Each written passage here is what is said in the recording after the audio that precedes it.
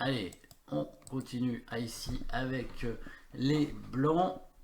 Et on a un dégagement d'espace ici, donc très simple, un peu comme tout à l'heure. Alors là, c'est que ce thème-là, parce que ça va aller très très vite.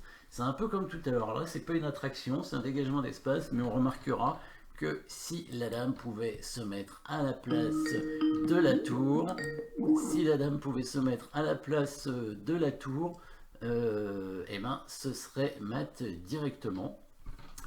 Et du coup, bah, il faut donner la tour en faisant échec ou forcé. Et ensuite, on arrive à mettre la dame. Attention à ne pas mettre la tour n'importe où. La tour va se mettre en H7 pour se sacrifier. Et ensuite, ça va dégager la case pour la dame. Parce que si elle vient en G8, on prendrait avec la tour et on contrôlerait la case. Donc ici, tour H7, échec. Il prend du cavalier ou du roi, ça ne change rien.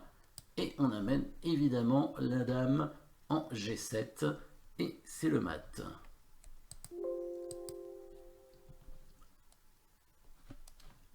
Alors, allez, on continue ici avec la déviation. La déviation, mais aussi le thème du pion passé ici, bien évidemment.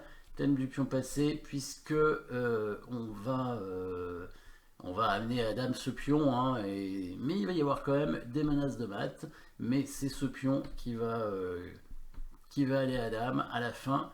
Donc ici, l'idée c'est que l'on aimerait amener le fou en D5 pour faire échec, sauf qu'il y a la tour qui peut prendre évidemment. Donc on va dévier la tour et donc on va faire échec ici en E8 avec la dame pour que la tour soit obligée de prendre et ensuite seulement on met le fou pour faire échec.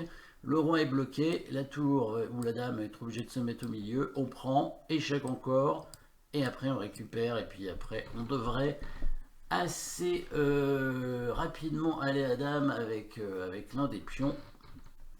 Et puis maté, hein, a priori il est complètement bloqué, hein, deux pions passés qui vont aller très très vite. Alors le thème de la poursuite ici, avec les noirs, un échec perpétuel en fait, tout simplement. Là c'est le plus simple, c'est ce qui arrive le plus souvent. On commence par une destruction de la chaîne de pions devant le roi, et ensuite c'est la poursuite. Donc là on voit la poursuite n'arrive pas immédiatement, donc le thème principal c'est quand même la poursuite, mais la destruction de la défense devant le roi est faite avant.